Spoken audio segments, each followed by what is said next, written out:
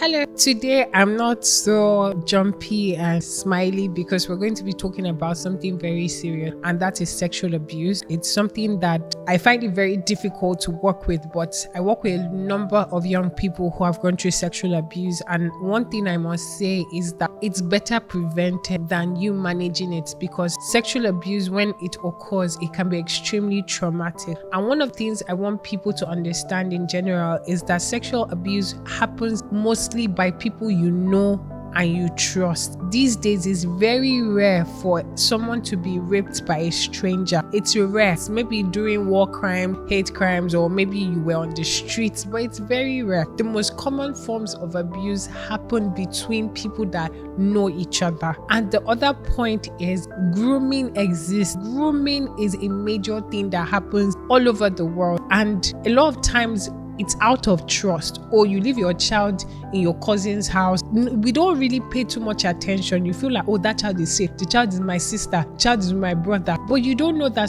a lot of times things are happening in that home. The other thing is, please, let's just be careful. Let's put a close eye. Grooming is something that I have seen happen firsthand. And a lot of times when we think of sexual abuse, we think that it's something that happens between a man and a girl, or a man and a woman. Sexual abuse happens to boys too. And I dare say that I have seen more cases of sexual abuse in boys than in girls since I've started this work.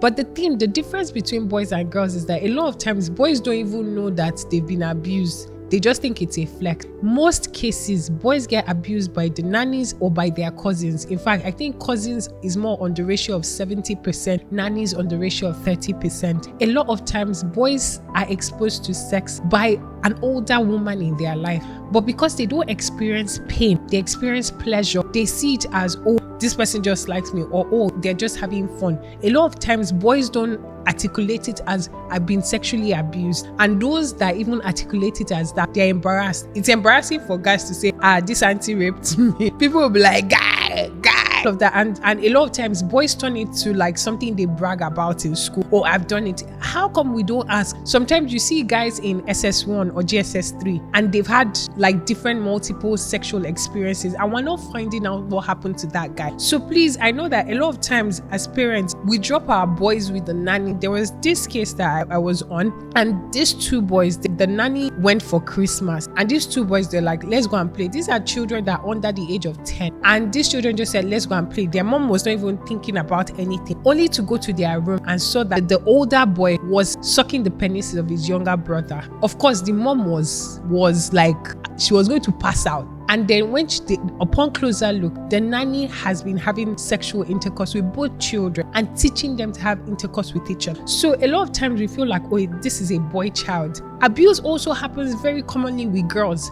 It's just for us to be more careful with who we're giving our kids to, and also to ask questions. If your child goes to sleep over in somebody's house, ask questions. How was the trip? What did you do?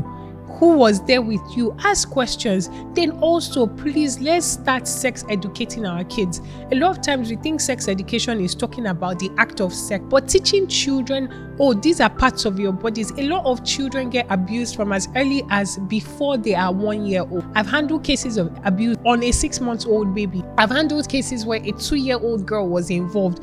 By the time you see these cases, it's important that as parents, we start educating about the different parts of the body. You show them the parts of their bodies that are private. Children are innocent. If somebody touches them in their private area, they will come and meet mommy and say, mommy, this uncle touched me, my bum bum. And they won't even think much about it. But as a parent, you will now be able to investigate the matter. So please, let's not wait till extreme things happen to our children. And let's not think that it's only girls that get abused. Boys get abused too. In the next videos, yes, we'll talk more about abuse and even grooming and how we can protect our kids better. I'll see you in the next video.